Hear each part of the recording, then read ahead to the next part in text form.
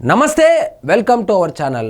జగన్మోహన్ రెడ్డి గారు 2019లో అధికారంలోకి రాగానే రాష్ట్రాన్ని 4 ముక్కలు చేసి ఒక్కొక్క ముక్కను ఒక్కొక్క రెడ్డి గారికి కట్టబెట్టారు. అందులో భాగంగా రాయలసీమకు సంబంధించి రాయలసీమ మొత్తాన్ని పెద్దిరెడ్డి గారి చేతిలో పెట్టారు. అదేవిధంగా కృష్ణా, గుంటూరు, నెల్లూరు, ఒంగోలు ఈ 4టిని కలిపి వైవి సుబ్బారెడ్డి గారి చేతిలో పెట్టారు. ఉత్తరాంధ్ర మొత్తం జిల్లాలను కలిపి మన విజయసాయి రెడ్డి గారి చేతిలో పెట్టారు. మిగిలినటువంటి గోదావరి జిల్లాలను మాత్రం మిథున్ రెడ్డి గారి చేతిలో పెట్టారు. ఈ మిథున్ రెడ్డి గోదావరి జిల్లాల మీద పడి బాక్సైట్ కావచ్చు, లైమ్ స్టోన్ కావచ్చు, భూ కబ్జాలు కావచ్చు, ఆ పోర్టును స్వాధీనం చేసుకొని వాళ్ళ మనుషుల ద్వారా ఎక్స్పోర్ట్ కావచ్చు, ఈ మొత్తం వ్యవహారాన్ని మిథున్ రెడ్డి చక్కబెట్టేవాడు. కాబట్టి ఎప్పుడైతే పవన్ కళ్యాణ్ గారు పిఠాపురం నుంచి పోటీ చేయబోతున్నారు అని తెలుసుకున్న తరువాత, ఇంటెలిజెన్స్ రిపోర్ట్స్ వచ్చిన తరువాత జగన్మోహన్ రెడ్డి గారికి అత్యంత నమ్మకస్తుడు, నమ్మిన బంటు, విశ్వాసపాత్రుడైనటువంటి మిథున్ రెడ్డికి పిఠాపురం బాధ్యతలు అప్పగించారు. పిఠాపురం బాధ్యతలు అప్పగించగానే ఆయన చేసినటువంటి మొదటి పని ఏంటంటే, ఆ పెండం దొరబాబు సిట్టింగ్ ఎమ్మెల్యే ఎవరైతే ఉన్నారో ఆయన్ని తప్పించి కాపు మహిళ అయినటువంటి, జనాల్లో అంతో ఇంతో ఆదరణ ఉన్నటువంటి వంగా గీత గారు అప్పట్లో కాకినాడ ఎంపీగా చేస్తున్నప్పటికీ లేదు పవన్ కళ్యాణ్ గారు ఇక్కడి నుంచి పోటీ చేయబోతున్నాడు, కాపు కార్డు ప్లస్ మహిళా కార్డు వర్కౌట్ అయితే మనకు ఎస్సీ ఓటింగ్ ఎలాగో ఉంది కాబట్టి పవన్ కళ్యాణ్ని దెబ్బ కొట్టచ్చు అనేటువంటి ఉద్దేశంతో వంగా గీత గారిని అక్కడ అభ్యర్థిగా ప్రకటించడం జరిగింది. ఎందుకంటే ఇక్కడ బాక్సైటు, లైమ్ స్టోన్ ఏదైతే వ్యాపారాలు ఉన్నాయో, అదేవిధంగా వీళ్ళ అక్రమ దందాలకు పోర్టు ఏ విధంగా వాడుకుంటున్నారో, ఒకవేళ కనుక మనం అధికారంలోకి వచ్చినా కూడా పవన్ కళ్యాణ్ కనుక అక్కడ ఏదో ఒక నియోజకవర్గంలో లైక్ పిఠాపురంలో ఎమ్మెల్యేగా ఉంటే మనల్ని అడ్డుకుంటాడు. అందులోనూ కాపు సామాజిక వర్గం ఓటర్లలో కనుక చీలిక వస్తే ఎప్పటికైనా వైఎస్ఆర్సీపీ పార్టీకి ప్రమాదం పొంచి ఉందన్నటువంటి ఒక ఉద్దేశంతో పవన్ కళ్యాణ్ని రాజకీయంగా ఎదగనీయకూడదు. ఆల్రెడీ 2 సార్లు ఓడిపోయాడు కాబట్టి ఈసారి కనుక ఎమ్మెల్యేగా కనుక ఓడిస్తే ఖచ్చితంగా పవన్ కళ్యాణ్ రాజకీయాల నుంచి తప్పుకుంటాడు. కాపుల్లో కొంత శాతం మంది ఎప్పటికీ తెలుగుదేశం పార్టీకి ఓటు వేయరు కాబట్టి ఆ ఓటు బ్యాంకు మొత్తం మనం లాగేయచ్చును అనేటువంటి ఒక దురుద్దేశంతో ఎలాగైనా పవన్ కళ్యాణ్ గారిని ఓడించాలని పిఠాపురం వేదికగా వీళ్ళు పావులు కదిపారు. అందులో భాగంగానే పిఠాపురంలో ఉన్నటువంటి 3 మండలాలు ఏవైతే ఉన్నాయో, కొత్తపల్లి కావచ్చు, పిఠాపురం కావచ్చు, గొల్లప్రోలు, ఈ 3 మండలాలకు ముద్రగడ పద్మనాభంని ఒక మండలానికి ఇన్ఛార్జిగా, దాడిశెట్టి రాజాను మరొక మండలానికి ఇన్ఛార్జిగా, అదేవిధంగా ద్వారంపూడి చంద్రశేఖర్ రెడ్డిని ఒక మండలానికి ఇన్ఛార్జిగా వేసి ఈ మొత్తం వ్యవహారాన్ని మానిటర్ చేయడానికి చలమలశెట్టి సునీల్ ఎవరైతే ఎంపీగా పోటీ చేశారో ఆయన్ని రంగంలోకి దించి, అదేవిధంగా ఓటుకు 5,000 రూపాయలు ఇచ్చి ఏ విధంగానైనా పవన్ కళ్యాణ్ గారిని ఓడించాలని మిథున్ రెడ్డి గారు సర్వశక్తులా పోరాడారు. ఇందుకోసం ముఖ్యంగా లిక్కర్ కమిషన్ల ద్వారా వచ్చిన డబ్బులు కావచ్చు, ఎర్రచందనం ద్వారా వచ్చినటువంటి డబ్బులు కావచ్చు వాడారని నేను చెప్పడం లేదు. సాక్షాత్తు పవన్ కళ్యాణ్ గారే మిథున్ రెడ్డి గారు ఏం చేశారని చెబుతున్నారు, విందాం రండి.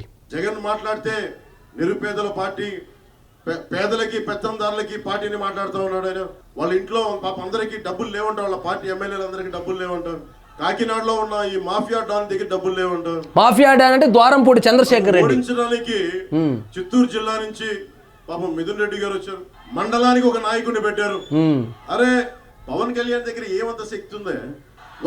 పవన్ కళ్యాణ్ దగ్గర ఏమంత శక్తి ఉందంటే, ఒకవేళ జగన్మోహన్ రెడ్డి గారు ముఖ్యమంత్రి అయినా కూడా 2024లో అక్కడ వాళ్ళు బాక్సైటు, లైమ్ స్టోన్ దోచుకుంటున్నారు. ఒకవేళ నువ్వు కనుక అక్కడ పిఠాపురం ఎమ్మెల్యేగా గెలిస్తే ఎక్కడ అడ్డుకుంటావో, ఎక్కడ వాళ్ళ వ్యాపారాల మీద పడుతావని చెప్పి వాళ్ళు ట్రై చేశారు సార్. ఒక్కడి మీద అతని దగ్గర శక్తి ఏముంది? పట్టుమని 25 మంది ఎమ్మెల్యేలు కూడా నిలబెట్టలేని పరిస్థితి. కనీసం 2 ఎంపీలని కూడా గెలుచుకోవాలని తపన పడుతున్నాడే. అతని మీద ఇంత కక్ష దేనికి? ఎందుకు అంత కక్ష కట్టవలసి వచ్చిందంటే, ఈసారి కనుక పవన్ కళ్యాణ్ గారిని ఓడిచేస్తే శాశ్వతంగా రాజకీయాల నుంచి తప్పుకుంటాడు.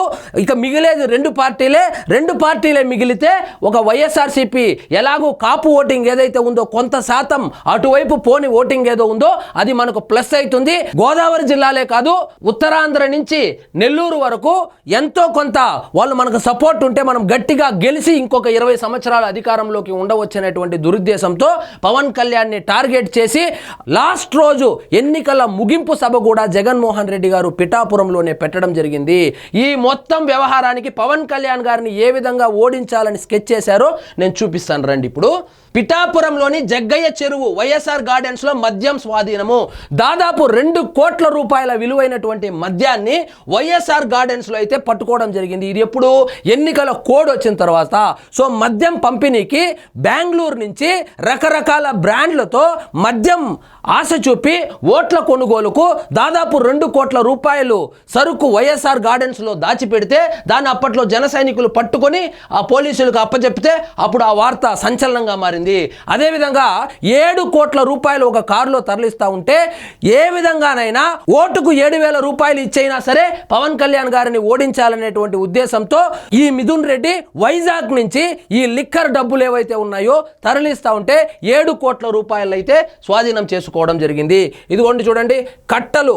ఇది పేదవాడి రక్త మాంసాలతో వ్యాపారం చేసినటువంటి డబ్బులతో ఈ 7 కోట్ల రూపాయలతో ఈ 7 కోట్లే కాదు, చలమల శెట్టి సునీల్ ఒక్కొక్క నియోజకవర్గానికి 30 కోట్ల రూపాయలు పెట్టాడు. అదేవిధంగా ద్వారంపూడి చంద్రశేఖర్ రెడ్డి ముఖ్యంగా పిఠాపురం నియోజకవర్గానికి 20 కోట్ల రూపాయలు ఖర్చు పెట్టాడు. దాడిశెట్టి రాజా 10 కోట్ల రూపాయలు ఖర్చు పెట్టాడు.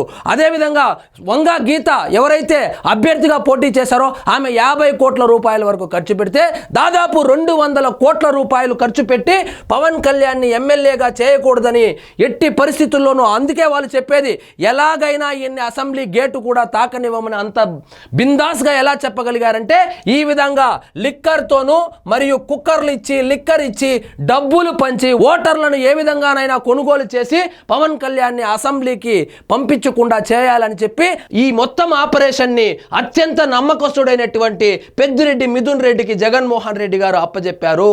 ఈ పెద్దిరెడ్డి మిథున్ రెడ్డి ఎలాగైనా పవన్ కళ్యాణ్ గారిని ఓడించి బాస్ కళ్ళలో ఆనందం చూడాలనుకున్నాడు. కానీ టైం అందరికీ ఒకేలాగా ఉండదు కాబట్టి పవన్ కళ్యాణ్ గారిని పిఠాపురంలో ఓడించడం పక్కన పెడితే వాళ్ళ ప్రతిపక్ష హోదా పోయింది. 151 సీట్లలో 5 సీట్లు లేచిపోయింది. మొత్తం జిల్లాలకు జిల్లాలే 0 సీట్లు గెలుచుకొని వైఎస్ఆర్సీపీ పార్టీ కని విని ఎరుగని రీతిలో ఘోరాతి పరాజయం పాలైంది. సో ఏ పవన్ కళ్యాణ్ గారిని అయితే ఎమ్మెల్యేగా కాకుండా అడ్డుకోవాలని ప్రయత్నించారో అదే పవన్ కళ్యాణ్ పిఠాపురంలో జగన్మోహన్ రెడ్డి గారి కన్నా ఎక్కువ మెజారిటీతో గెలిచి ఉప ముఖ్యమంత్రి అయ్యాడు. అదేవిధంగా తన పార్టీ తరపున పోటీ చేసినటువంటి 21 మంది ఎమ్మెల్యేలు కావచ్చు, 2 ఎంపీలు కావచ్చు గెలిపించుకొని 100% స్ట్రైక్ రేట్ కొట్టాడు. సో పవన్ కళ్యాణ్ గారిని ఓడించాలి అని ప్రయత్నించినటువంటి జగన్మోహన్ రెడ్డి గారేమో ప్రతిపక్ష హోదా కోల్పోయాడు. మన పెద్దిరెడ్డి మిథున్ రెడ్డి గారు సావు తప్పి కన్ను లొట్టబోయినట్లు గెలిచినప్పటికీ లిక్కర్ కుంభకోణంలో ఇరుక్కొని ఈరోజు అదే చుట్టుపక్కల రాజమండ్రి జైల్లో ఊసలు లెక్క పెడుతున్నాడు. సో అధికారం శాశ్వతం కాదు. ఎవరు గెలవాలి ఎవరు ఓడిపోవాలి అనేది నిర్ణయించేది ప్రజలు. అంతేకాని డబ్బులున్నాయనో అధికారం చేతిలో ఉన్నాయనో భయభ్రాంతులకు గురి చేసి ఒక వ్యక్తిని రాజకీయంగా తొక్కాలనుకుంటే ప్రజాస్వామ్యంగా నడుస్తున్నటువంటి ఈ భారతదేశంలో అది సాధ్యమయ్యేటువంటి పని కూడా కాదు. కాబట్టి ఆ ఒక్క మిథున్ రెడ్డే కాదు, పవన్ కళ్యాణ్ గారిని ఎవరెవరు తొక్కాలని చూశారో మిథున్ రెడ్డి కావచ్చు, అదేవిధంగా ముద్రగడ పద్మనాభం కావచ్చు, దాడిశెట్టి రాజా కావచ్చు, చలమల శెట్టి సునీల్ కావచ్చు, ముఖ్యంగా ద్వారంపూడి చంద్రశేఖర్ రెడ్డి కావచ్చు, ఇలా చెప్పుకుంటూ పోతే ఎవరెవరైతే పవన్ కళ్యాణ్ గారి జోలికి వచ్చారో వాళ్ళందరూ అడ్రస్ గల్లంతైపోయారు. ఆయన మాత్రం ఉప ముఖ్యమంత్రి అయ్యాడు, మంత్రి అయ్యాడు. సో పవన్ కళ్యాణ్ గారి జోలికి వచ్చిన వాడు ఎవ్వడు బాగుపడినటువంటి చరిత్రలో లేదు. అందుకు ప్రత్యక్ష ఉదాహరణ పెద్దిరెడ్డి మిథున్ రెడ్డి. పెద్దిరెడ్డి మిథున్ రెడ్డి పవన్ కళ్యాణ్ గారిని ఓడించడానికి చేయని ప్రయత్నం లేదు. డబ్బులు ఖర్చు పెట్టాడు, మందు పంచాడు, బెదిరించాడు, నాయకుల్ని కొనేశాడు, ఓటర్లను కొనడానికి ప్రయత్నం చేశాడు. ఇక ఫైనల్గా ఏం చేశాడంటే నామినేషన్ వేసినప్పుడు నామినేషన్ రోజు ఏం చేశాడంటే 3 పవన్ కళ్యాణ్ల దగ్గర నామినేషన్ కూడా వేయించాడు. ఇక చూడండి కోనేటి పవన్ కళ్యాణ్ అంటే కే పవన్ కళ్యాణ్. ఆయన గుర్తు బకెట్ గుర్తు, అది గాజు గ్లాసును పోలి ఉన్నటువంటి గుర్తుని ఇప్పించుకున్నాడు. ఇంకోటి పవన్ కళ్యాణ్ కొనిదల, ఆయనకు గాజు గ్లాసు గుర్తొచ్చింది. ఇంకెవరో కనుమూరి పవన్ కళ్యాణ్, ఆయనకు క్యాండిల్ గుర్తంట, అది కూడా గాజు గ్లాసును పోలి ఉండేటువంటి ఒక క్యాండిల్ గుర్తును కూడా ఇప్పించుకొని సిమిలర్ గా ఉన్నటువంటి ఎన్నికల గుర్తు ఇప్పించి ఓటర్లలో అయోమయం సృష్టించి ఏ విధంగానైనా ఆ ఓటును చీల్చడానికి ప్రయత్నించారు. కానీ పిఠాపురం ప్రజలు చాలా తెలివైన వాళ్ళు, గురి చేసి గుద్దేశారు గాజు గ్లాసు మీద. 70,000కు పైచిలుకు మెజారిటీతో గెలిపించారు. వాళ్ళు ఏ విధంగా గెలిపించారో అంతే నమ్మకంతో చాలా బాధ్యతగా పిఠాపురం ఈరోజు అభివృద్ధి పథంలో దూసుకుపోతుంది. సో వాళ్ళు వేసినటువంటి అన్ని పన్నాగాలను చిత్తు చేసి ఎట్టకేలకు పిఠాపురానికి పవన్ కళ్యాణ్ గారు అయితే ఎమ్మెల్యే కావడం జరిగింది. ఇది పిఠాపురం చేసుకున్నటువంటి అదృష్టం అని కూడా చెప్పొచ్చును. కాబట్టి అధికారం శాశ్వతం కాదు. ఒకరిని తొక్కాలని ట్రై చేస్తే అది కుదరదు.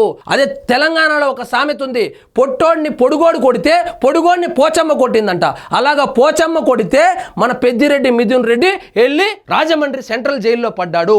సో ఇదండి ఈరోజు మన టాపిక్. మీకు ఈ వీడియో నచ్చినట్లయితే లైక్ చేయండి, షేర్ చేయండి, ఛానల్ మాత్రం సబ్స్క్రైబ్ చేసుకోవడం మర్చిపోవద్దు.